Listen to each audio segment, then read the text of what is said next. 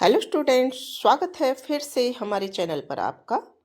तो आज हम स्टूडेंट्स लेकर आए हैं आपके लिए नमूना प्रश्न पत्र नंबर 3, जो कि आपके अभ्यास के लिए है संजीव डेस्क पर का।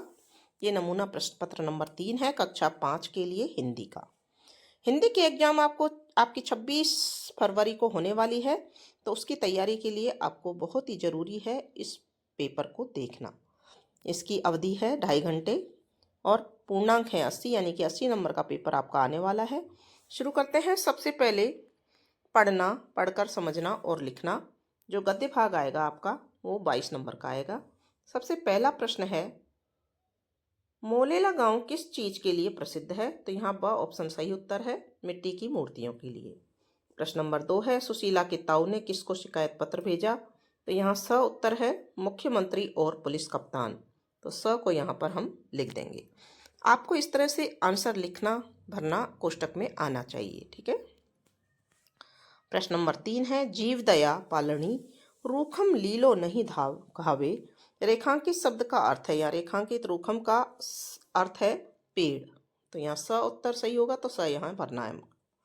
प्रश्न नंबर 4, आप तो जानते हैं गुनगुन दिव्यांग है। रेखांकित शब्द का वाक्य में प्रयोग किस अर्थ में हुआ है? तो असमर्थ। दिव्यांग का मतलब असमर्थ, तो यहाँ अ उत्तर लिख देंगे। पुष्कर मेला पाठ के अनुसार पुष्कर मेला किसके लिए प्रसिद्ध है? भगवान ब्रह्मा के मंदिर, ऊंट का मेला और पुष्कर सरोवर। तो सारे ही सही है, यहाँ पर उपयुक्त सभी आ जाएगा, तो यहाँ उत्तर द भर देंगे। फिर है, श्री राम को मर्यादा पुरुषोत्तम क्यों कहा जाता है? प्रश्न नंबर 6, इसका उत्तर हम देखेंगे। यहाँ पर श्री राम को मर्यादा पुरुषोत्तम इसलिए कहा जाता है क्योंकि उन्होंने अपने जीवन में हमेशा मर्यादा, सत्य, धर्म और सदाचार का पालन किया। उन्होंने कभी भी मर्यादा का उल्लंघन नहीं किया और हमेशा आदर्शों और नियमों का पालन किया है। फिर देखते हैं प्रश्न नंबर 7, गोगा जी को गोरक्षक देवता के रूप में पूजे जाते हैं, स्पष्ट कीजिए। तो गोगा जी जो गोरक्षक के रूप में पूजे जाते हैं, क्यों पूजे जाते हैं?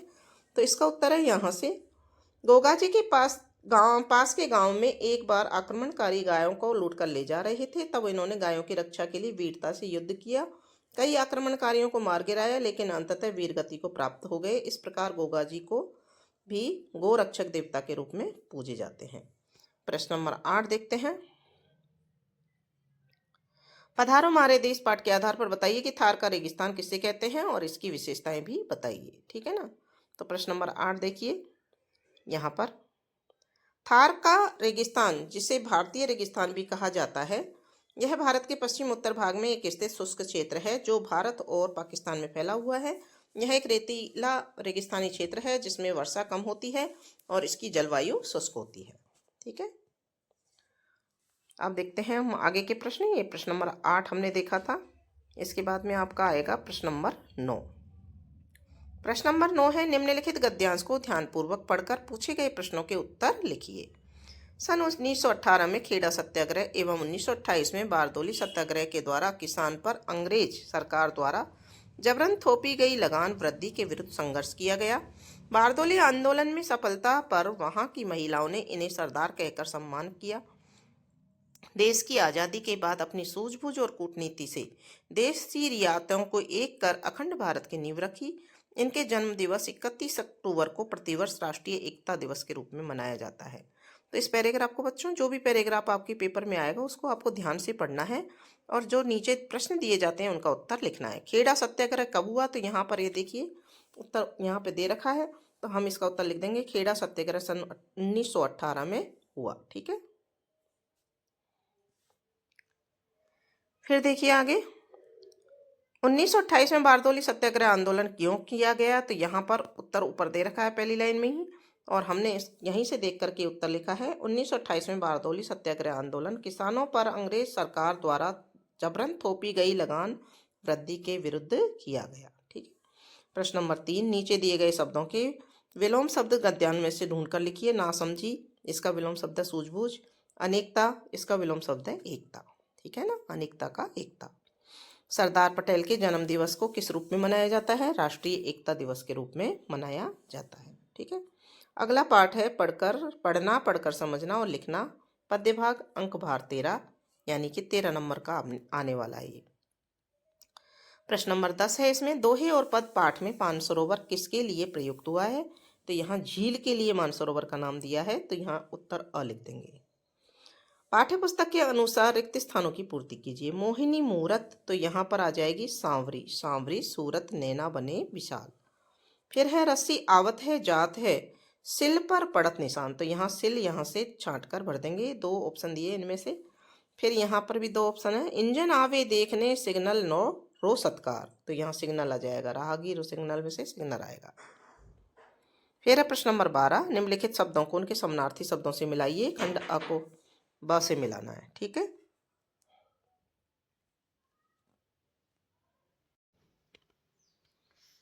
तो पहला शब्द है प्रतिफल, प्रतिफल को मिला देंगे परिणाम से, ठीक है।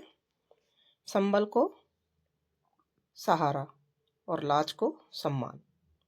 दूसरा है सहमी, सहमी यानी डरा हुआ होता है, सहमी को मिला विलोम शब्द मिलाना है, यानी उत्साहित। स्नेही का विलोम शब्द है घृणा, और चकाचौंध का विलोम शब्द है धुंधला, ठीक है। तो इस तरह से हम देख करके इनको मिला देंगे। अब है क्वेश्चन नंबर 13, कृषि ने राजस्थान की सूर्य की चमक, वीरों की बहादुरी, वर्षा काल का सुनहरा वातावरण, राजस्थान की फसल, पशु पक्षियों की आवाज, मिठास भरी भाषा, आंगन की सजावट, ऊंटों के काफिले, वाद्य यंत्रों की धुन और वहां की परंपराओं का सुंदर चित्रण किया है, ठीक है ना। तो ये प्रश्न नंबर 13 का उत्तर था। तो प्रश्न नंबर 13 आपने देख लिया होगा, नहीं देखा है तो देखिए प्रश्न नंबर 13 आगे आ जाएगा।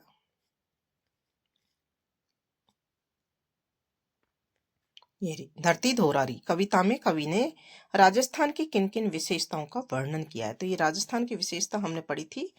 प्रश्न नंबर 13 का जो उत्तर है वो हम यहाँ पर लिखे अनुसार इसका उत्तर देंगे, ठीक है।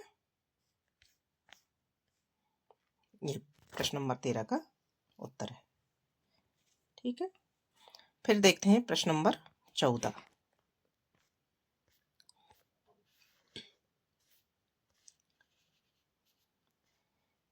यहाँ पार्ट चेंज भी हो गया है, व्यावहारिक व्याकरण का पार्ट आ गया है। और प्रश्न नंबर 14 है, पुष्प शब्द के पर्यायवाची शब्द का प्रयोग करके बना वाक्य है। तो यहाँ ब ऑप्शन सही है, सुमन की सुगंध फैली हुई है, तो यहाँ ब ऑप्शन हम भर देंगे, ठीक है। प्रश्न नंबर 15 है, निम्नलिखित मुहावरों का वाक्यों में प्रयोग कीजिए। लाल पीला होना, तो वाक्यों में प्रयोग करना केवल, तो बच्चों को झगड़ते देखकर पिताजी लाल पीले हो गए, ये वाक्यों में प्रयोग लिख दिया। दूसरा है बाल बाल बचना, सड़क पार करते समय राजू बाल बाल बच गया, तो बच्चों सड़क पार करते समय हम बहुत ध्यान रखना चाहिए। फिर है तीसरा गले का हार होना, तो वही दोस्त जो कल तक गले का हार था मुसीबत में साथ छोड़ गया, यानी कि गले का हार होना बहुत प्यारा होता है जो हमारे हमेशा साथ में रहता है, ठीक है ना। प्रश्न नंबर 16, निम्नलिखित क्रिया शब्दों का वाक्य में प्रयोग कीजिए। नाचना, दीपिका बहुत अच्छा नाचती है। फिर है गाना, बाल सभा में अनीता ने गाना गाया। इसके बाद में देखते हैं प्रश्न नंबर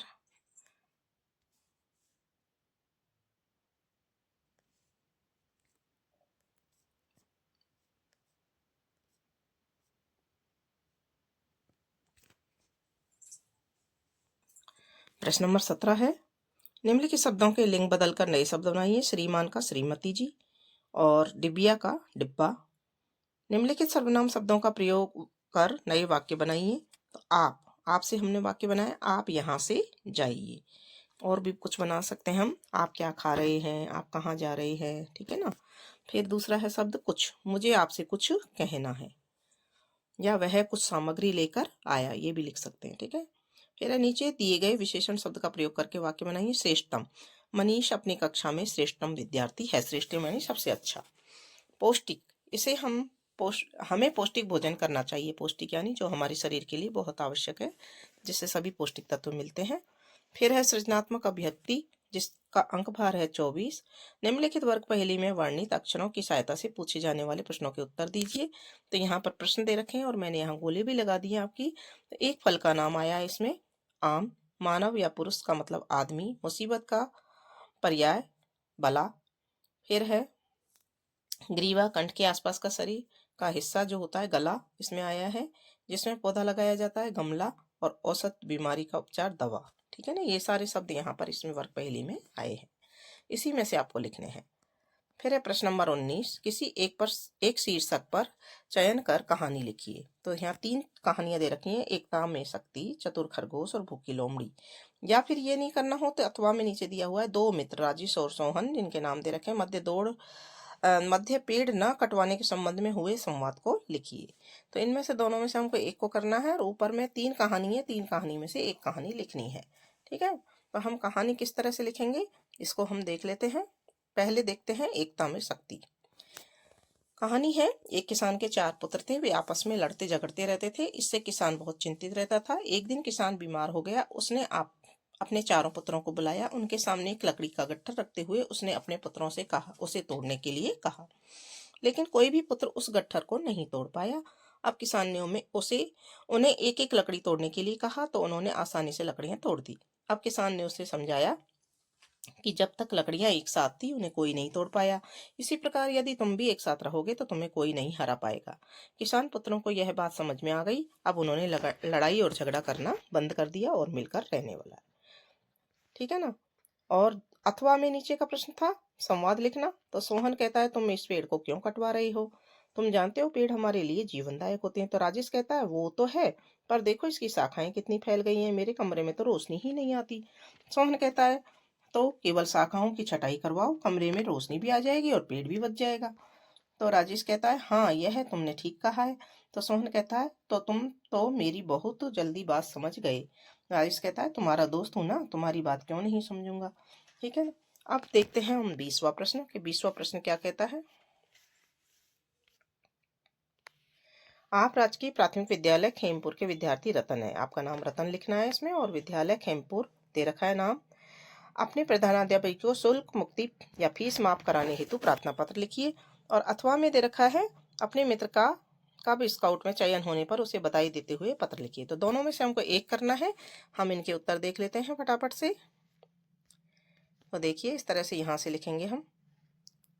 दिनांक 28 जुलाई 2026 यहाँ लिख देंगे। सेवा में श्रीमान प्रधानाध्यापक महोदय, राजकीय आदर्श प्राथमिक विद्यालय खेमपुर, फीस माफ करने हेतु मान्यवर सविनय निवेदन है कि मैं आपके विद्यालय की कक्षा 5 में पढ़ता हूँ। मेरे पिताजी असाध्य बीमारी से ग्रसित हैं। मेरी माँ मजदूरी करके घर का खर्च चलाती है। मेरे अलावा घर में 2 भाई बहन और हैं।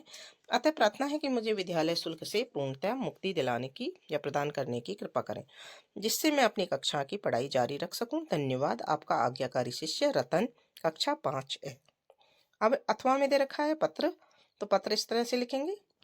59 नया चौक, दौसा, दिनांक 5/9/2026। ये अपने घर का एड्रेस होता है।